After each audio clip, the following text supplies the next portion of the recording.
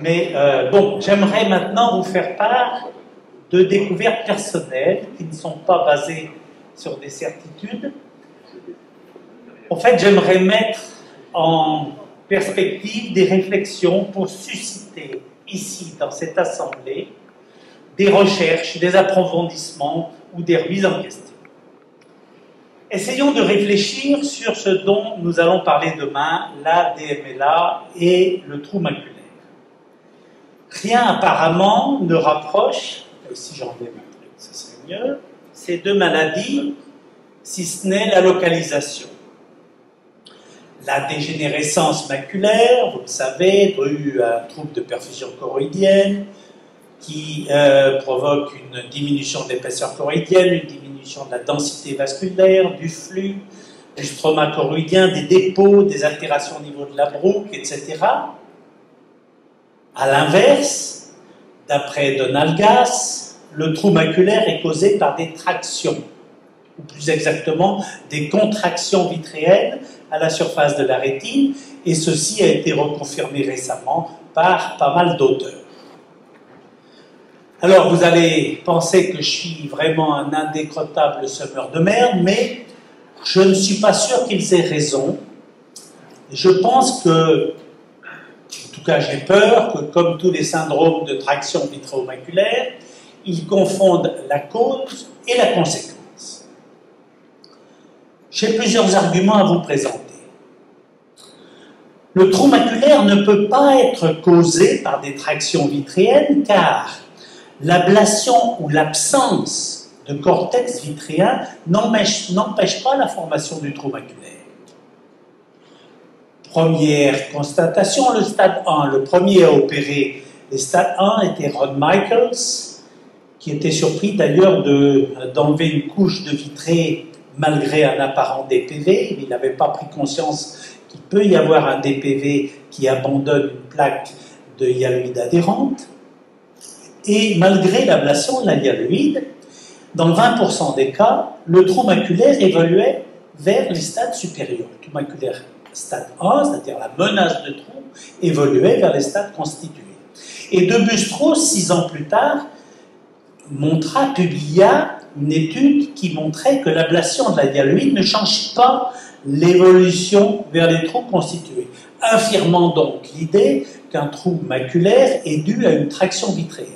En fait, la seule chose qui pouvait stopper l'évolution de la menace de trou vers les trous constitués est l'ablation de la limitante interne que j'ai présentée en 2002 à New York et de Bustros, d'ailleurs, à cette époque, on avait confié. Deuxième exemple, nombreux sont les trous maculaires qui surviennent après ablation de la hyaloïde, que ce soit après chirurgie du DR ou après chirurgie du diabète.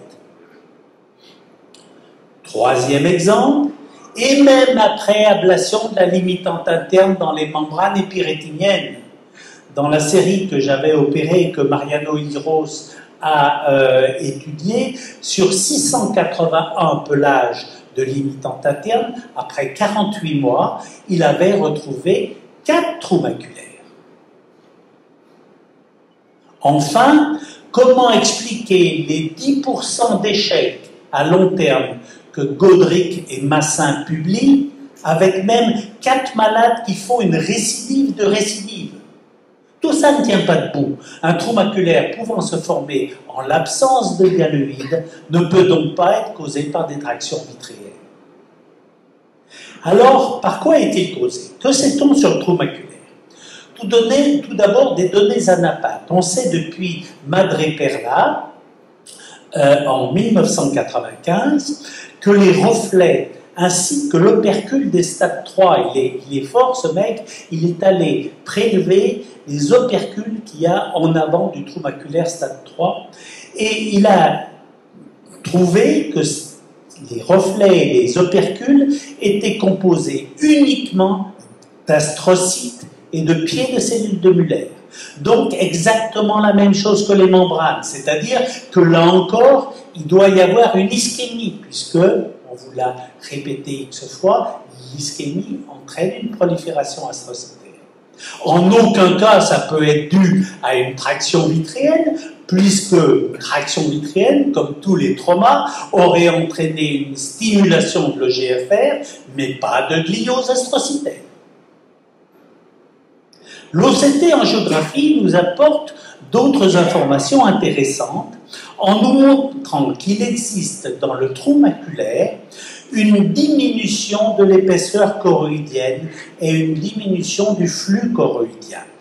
Contrairement à ce qui se passe dans une ischémie rétinienne, vous vous souvenez tout à l'heure de cette thrombose veineuse, je vous ai montré qu'il y avait un engorgement, au contraire, un engorgement de la choroïde pour supplier cette hypoxie. Cela est très intéressant d'imaginer que, comme dans la DMLA, il y ait une ischémie choroïdienne, parce que ça nous permet de comprendre beaucoup de choses. Par exemple, le trou maculaire du myophore, où il y a un amincissement choroïdien, comme c'est le cas d'ailleurs dans les taches de Fuchs. Là encore, similitude avec la DMLA. Ça nous permet de comprendre pourquoi on voit souvent une prolifération astrocytaire autour des trous maculaires, cette fois-ci en raison d'une ischémie choroïdienne. Mais, chose intéressante, la majorité des auteurs notent que la diminution d'épaisseur et de flux choroïdien est retrouvée même sur l'autre œil, sur l'œil adelphe, ce qui explique le taux important de bilatéralisation du trou maculaire, et tout comme dans la DMLA, par exemple. Quoi qu'il en soit, tous attribuent un rôle de perfusion choroïdienne, un rôle important dans la pathogénie du trou maculaire. Ainsi, si l'ischémie rétinienne entraînerait une membrane avec toutes ses variantes en fonction du statut hyaloïdien, y compris les syndromes de traction vitromaculaire, eh bien une ischémie choroïdienne entraînerait un trou maculaire avec ses différents stades en fonction de l'état de la hyaloïde.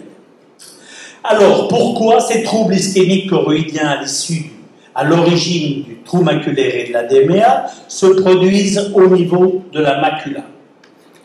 Bien sûr, à cause Pierre-Olivier en a parlé, d'une fragilité liée aux énormes besoins de la macula en débit sanguin. Vous savez que la choroïde reçoit 80% du sang oculaire.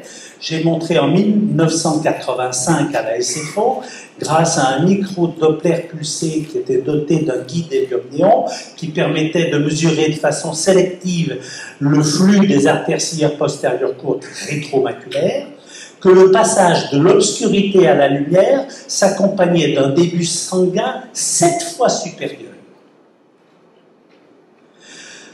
Dans le cerveau, les ischémies se font préférentiellement au niveau des zones séparant deux systèmes artériels voisins. La vulnérabilité vasculaire de la macula s'expliquerait donc par l'existence de zones de partage des os, comme en a parlé Pierre-Olivier. Y a-t-il des zones de partage des os au niveau de la macula?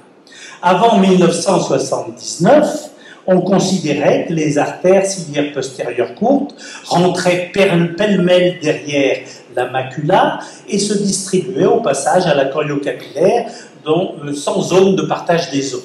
Et puis, en 1979, à la fin de mon internat, j'ai découvert, je dis bien découvert parce que personne ne l'avait trouvé avant moi, que de chaque côté du nerf optique, les artères ciliaires postérieures courtes étaient divisées en deux groupes bien distincts.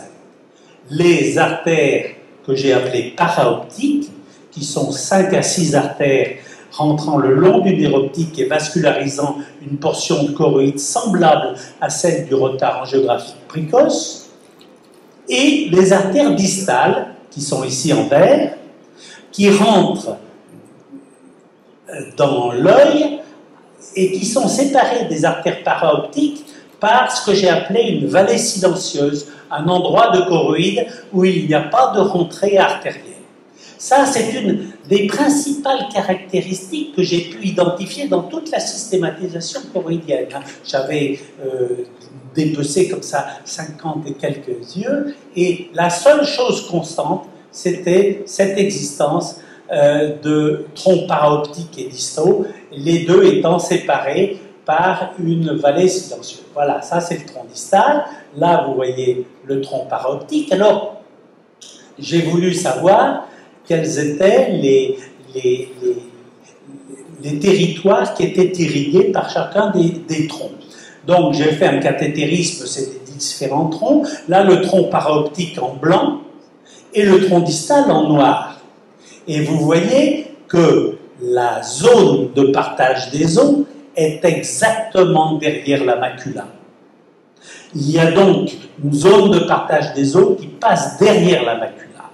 Cette thèse a reçu le prix Chibret, c'est-à-dire le prix de la meilleure thèse de l'année, et tout a été publié. Mais y a-t-il d'autres zones de partage des os au niveau choroïdien?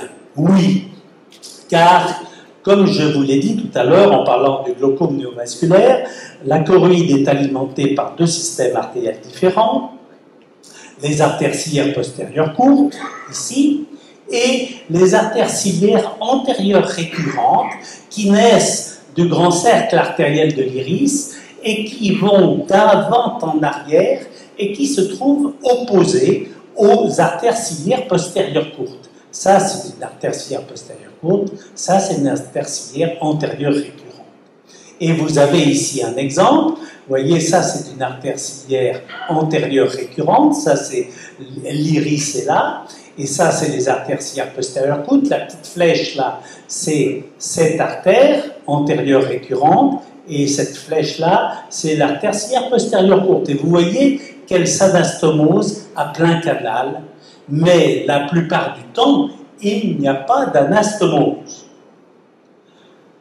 Pourquoi est-ce que je vous dis ça? Pourquoi est-ce que je vous embête avec tout ça? C'est parce que où est-ce que vous trouvez des trous en dehors de la macula? Eh bien, vous en trouvez à l'équateur. Vous en trouvez très exactement à ce niveau-là, au niveau de la zone de partage des os équatoriale.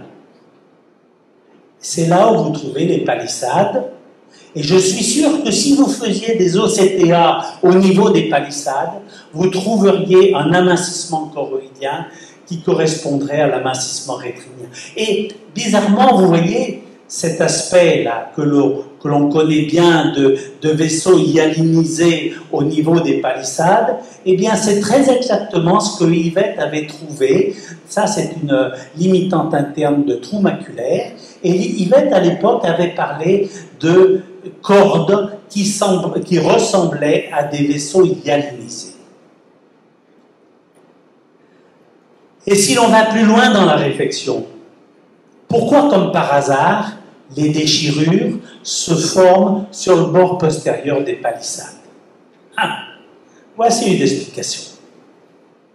Disons qu'ici on est à l'équateur. Là vous avez les artères ciliaires postérieures courtes, là vous avez les artères ciliaires antérieures récurrentes. Pour une raison X, il y a une petite ischémie, une des artères se bloque.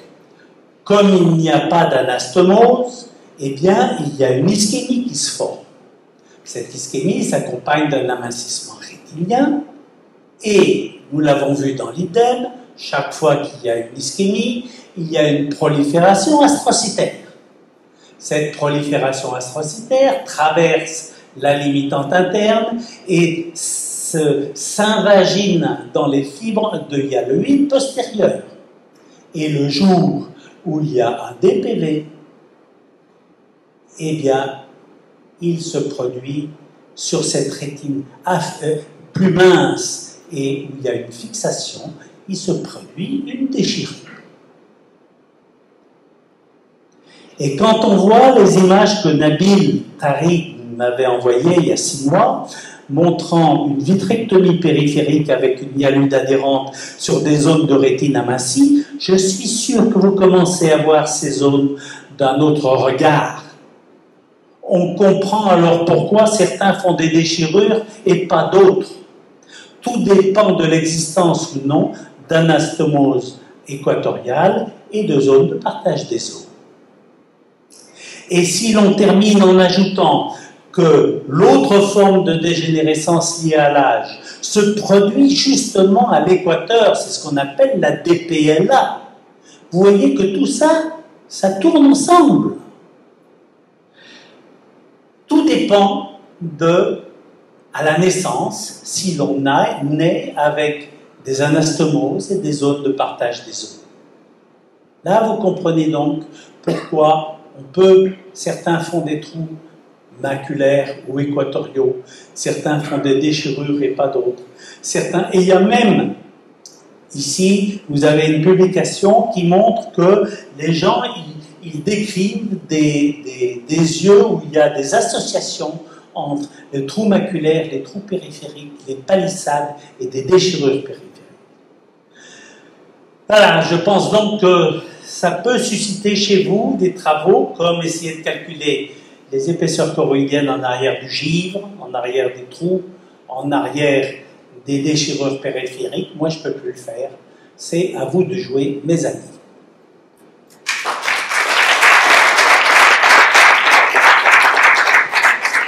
Yes, Alexandre.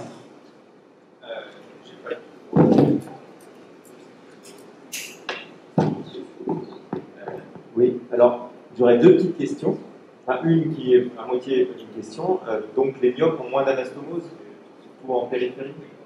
Oui, c'est-à-dire que le myope, si tu veux, plus tu vas en périphérie, plus les îlots coriocapillaires se transforment en palmes comme ça, et plus l'œil est myope, plus il y a de distance entre les différentes palmes.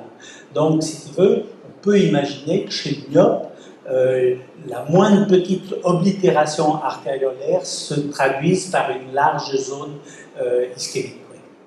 Et la deuxième, qui est vraiment une question, les trous maculaires, on a quand même une prédominance féminine et je crois 64 ans de tête quand j'ai étudié ça. Peut-être. Oui. Et là, est-ce qu'il y a une explication supplémentaire à chercher ou Écoute, les femmes ont tellement d'avantages par rapport à nous que ça serait quand même normal. Quand même. Et justement sur la survenue en fait, finalement des trous ou des déchirures chez les forts myopes qui ont un trou maculaire, peut-être que ça devrait aussi nous justifier dans nos prises en charge chirurgicales, peut-être d'aller chercher plus dans le trou maculaire, d'aller regarder quand même la périphérie, du coup...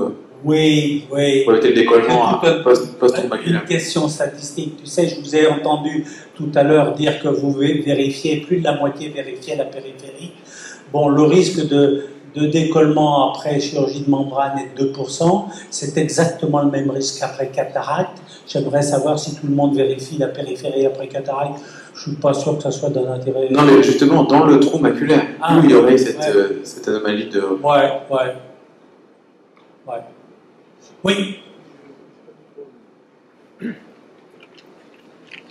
Alors, magnifique présentation, je pense que vous avez tout compris. Je voudrais juste rajouter un petit élément, c'est dynamique. C'est-à-dire ce que vous a dit Didier dans son travail remarquable, il a fait toute sa thèse là-dessus, je l'ai lu, relu, archi-relu avant de comprendre. Et ce qui est très très important, c'est que son travail sur le Doppler, il vous explique qu'à la lumière, il y a un changement de flot. C'est très important. Ça veut dire que, et nous avons également, je ne sais pas si certains le connaissent, Müller et Christian Brechmer ont découvert des muscles non-vascular smooth muscles qui sont sous la dépendance de 1500 à 2000 intracorial neurones. Ces neurones ont la particularité de pouvoir presser l'éponge vasculaire de la choroïde et forcément, à ce moment-là, ce qu'a dit Didier, toutes les zones de Waterschützen vont être complètement exsangues. Et ceci se produit particulièrement à l'accommodation. Une accommodation de 6 dioptries diminue la choroïde en temporal jusqu'à 20 à 25 dioptries, 25 microns, ce qui est énorme. Hein, quand vous voyez la lecture qu'on fait comme ça, et effectivement, vous avez aussi le facteur, avec la dopamine, vous augmentez la circulation rétinienne. Je vous rappelle que la dopaminergique va augmenter le flot rétinien, mais également le flot profond. C'est très important parce qu'à ce moment-là, vous augmentez la choroïdialyse, et c'est pour ça que quand vous mettez de la lumière, vous augmentez l'épaisseur choroïdienne. Ces deux éléments dynamiques vont rajouter à toute la physiopathologie que vous avez parfaitement décrit, Didier.